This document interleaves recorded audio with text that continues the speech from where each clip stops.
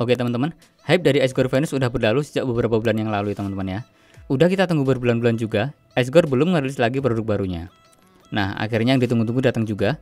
Bocoran-bocoran info dari produk ini sebenarnya udah muncul sejak kemarin bulan Mei kalau nggak salah. Entah dapatnya dari mana, tapi baru kemarin, beberapa hari yang lalu, akhirnya datang dari Gadget Official atau Knowledge Zenith Indonesia yang isinya barang ini, barengan sama Gadget AS24 dan Gadget Gorilla. Gadget Indonesia ngirimin kita barang Ice Gore ya teman-teman ya. Lalu Ice Gore ini siapanya Gadget teman-teman?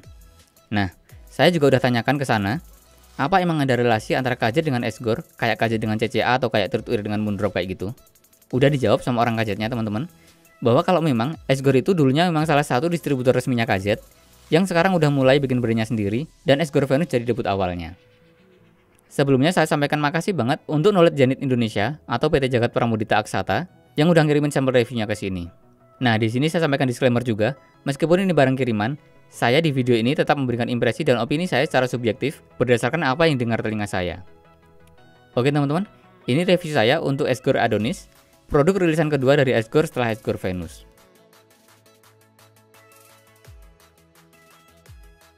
Untuk harganya, harga tepatnya saya belum dikasih tahu. Saya juga udah cek di beberapa marketplace Indonesia maupun di luar negeri juga belum ada yang ready. Tapi untuk kisarannya, udah saya tanyakan dan dijawab kalau Ice Gore Adonis ini akan dipasarin di harga sekitar 200 ribuan. Bakal 200 berapa atau 299 ribu mungkin?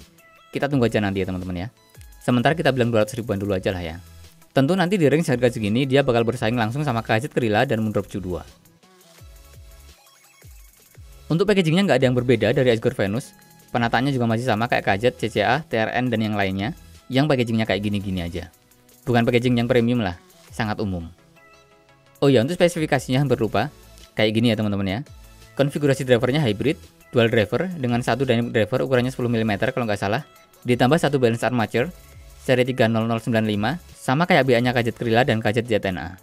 Sensitivity-nya 119 dB, impedance-nya 18 ohm, plus minusnya 5%, frekuensinya 8 Hz sampai 45.000 Hz, konektornya QDC Type-C 0,75 mm. Kalau nggak salah dulu di Ice Gore Venus itu koneksinya 0,78 mm ya teman-teman ya. Nah kali ini 0,75 mm kayak Gadget biasanya.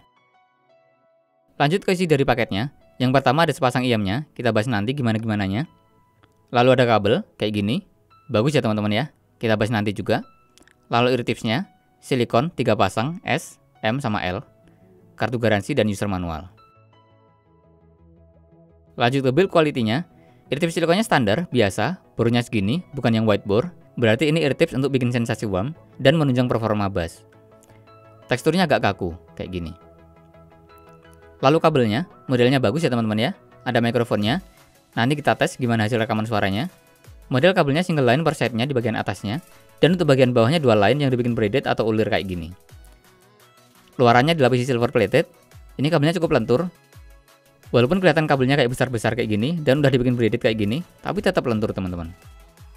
Kabel yang menurut saya sendiri sih ini bagus di kelas harganya.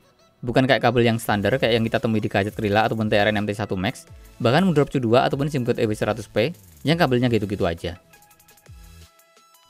Splitternya pakai material semacam aluminium ringan, housing mikrofonnya juga sama, sedangkan di bagian jacknya entah ini masih aluminium tapi yang lebih tebal atau metal.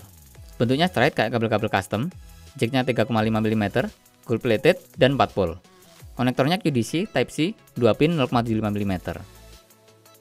Lanjut ke unit ayamnya, desainnya masih senada dengan Ice Gore Venus yang ala-ala semi open back. Setelah dicermati, ini emang betul ada lubangnya ya teman-teman ya. Beneran bolong sampai ke dalamnya. Tapi apakah fungsinya bener selayaknya open back atau enggak? Nanti kita bahas lagi di sound quality.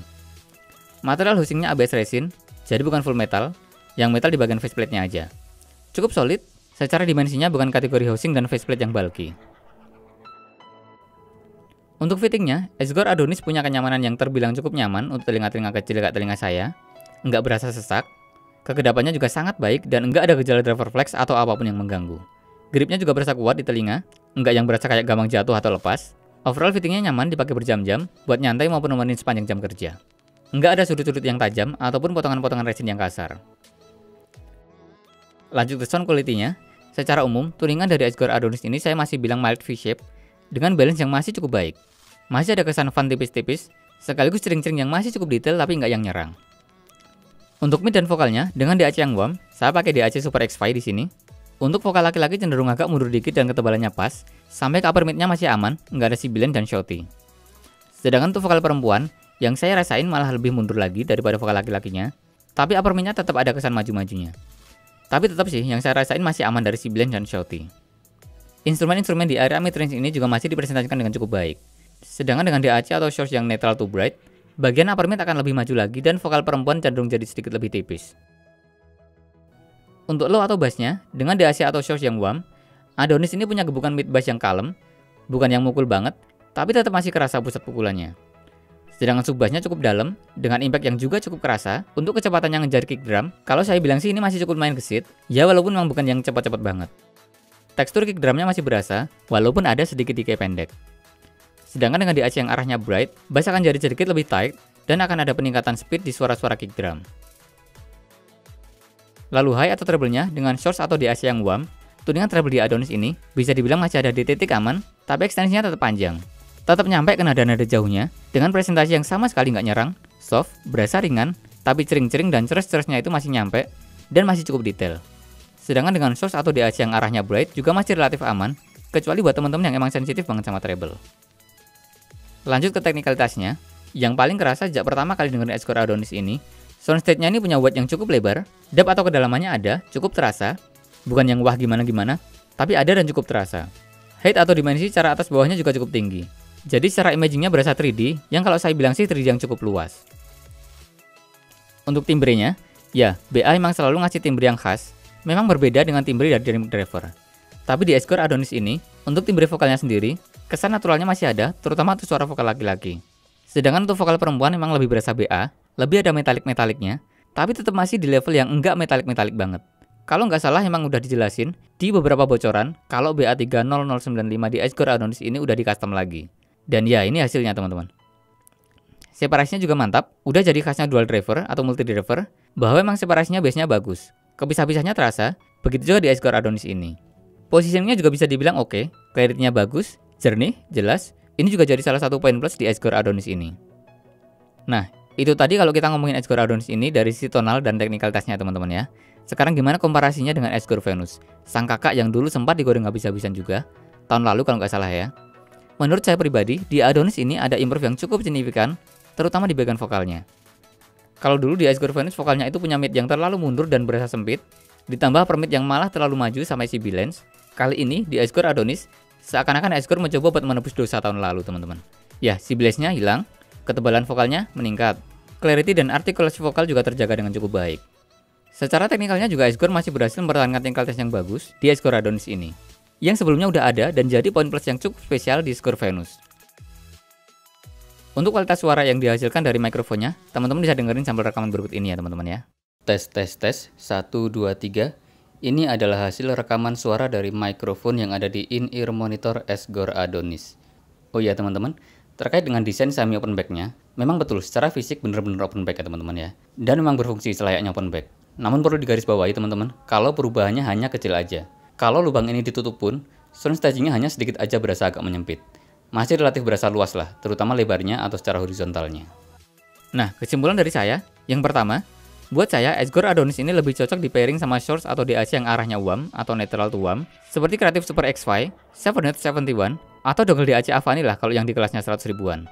Lebih enak ketimbang DAC yang arahnya neutral to bright, kayak CX Pro atau Abigail.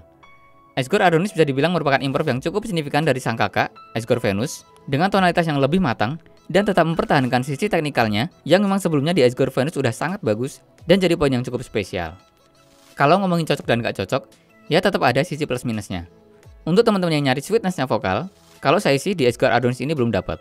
Kalau dibilang improve dari Edgecore Venus sih iya, sudah ada improve yang cukup signifikan. Tapi untuk urusan vokal, di kelas harganya masih ada Moondrop Q2, masih ada SIMGOT EW100P, atau bahkan yang lebih murah masih ada Tanjim Zero, yang buat saya tetap masih jadi kompetitor yang cukup berat untuk Edgecore Adonis ini. Itu untuk kalau ngomongin vokal aja teman-teman ya. Tapi kalau ngomongin tonal, dan kebetulan mungkin teman-teman cari tonal yang V-shape atau mild V-shape, Edgecore Adonis ini salah satu yang punya tonal mild V-shape yang bagus. Bassnya gebuk cukup dalam, berasa impact-nya.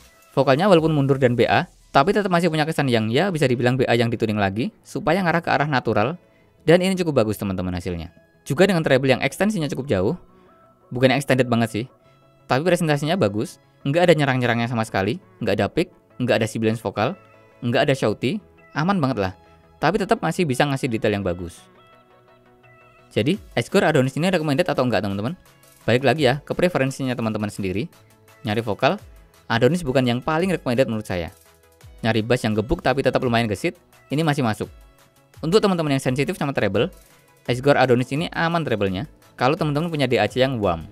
Nyari technical test yang bagus, di under 300.000, sepertinya nggak akan banyak pilihan teknis yang lebih bagus dari ini, terutama di sound staging dan separasinya. Oke teman-teman, sementara segitu dulu yang bisa saya impresikan untuk Asgore Adonis ini. Buat teman-teman yang tertarik untuk nyobain, link pembeliannya nanti akan saya update sesegera mungkin kalau emang dari sananya udah ready. Yang mau membuka diskusi lebih lanjut lagi, seperti biasanya kita ngobrol di kolom komentar. Oh ya, untuk performa gamingnya gimana? Karena saya sendiri bukan gamer ya teman-teman ya.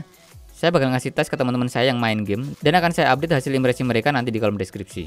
Like kalau teman-teman suka video ini, subscribe kalau belum, biar nanti nggak ketinggalan update review terbaru dari saya. Terima kasih juga buat yang udah subscribe, makasih buat supportnya. Kita jumpa lagi di video selanjutnya. Masih ada KZ Krila, KZ AS24 Switch, dan beberapa lagi yang lainnya. Oke, assalamualaikum.